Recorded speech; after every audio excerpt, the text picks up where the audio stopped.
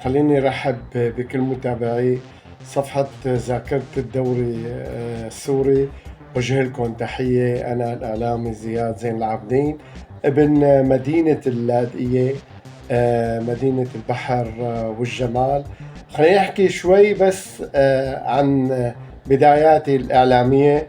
أنا بدأت بالإعلام الرياضي منذ الصغر بنشرة نادي تشرين الرياضي، نشرة الدورية اللي كانت تصدر.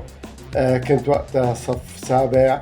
بعدها أخذني العشق للإعلام ومهنة المتاعب، وعملت أكثر من جريدة ومجلة حتى وصلت للإذاعة، وعملت أكثر من برنامج رياضي.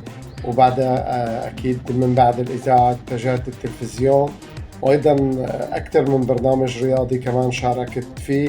الألعاب اللي لعبتها أكيد كرة القدم هي كانت الملهمة، اللعبة الشعبية الأولى.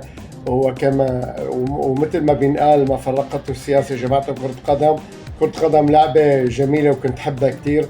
لعبتها بالأحياء الشعبية وقليل بنادي تشرين، ولعبت أيضا سباحة وكرة ماء بحكم الوالد الله يرحمه الكابتن مصطفى زين العابدين. والدي بطل العالم بالسباحة، وحائز على بطولات وجوائز كبيرة.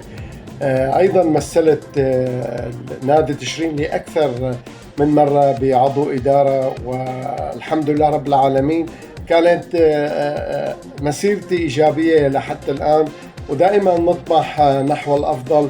هيبة عجالة عن تاريخ الرياضي.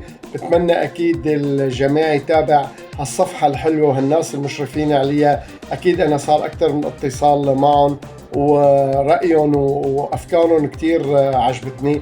بتمنى لكل رياضيين سوريا والوطن العربي الخير. بتمنى متابعة لصفحة ذاكرة الدوري السوري، وإن شاء الله تابعونا بجديد دائما بذاكرة الدوري السوري. تابعوني بجديد بإذن الله ببودكاست الأستاذ مع زياد، برنامج رح يكون رياضي ورح يكون فيه مفاجآت كتيرة. شكرا مرة تانية.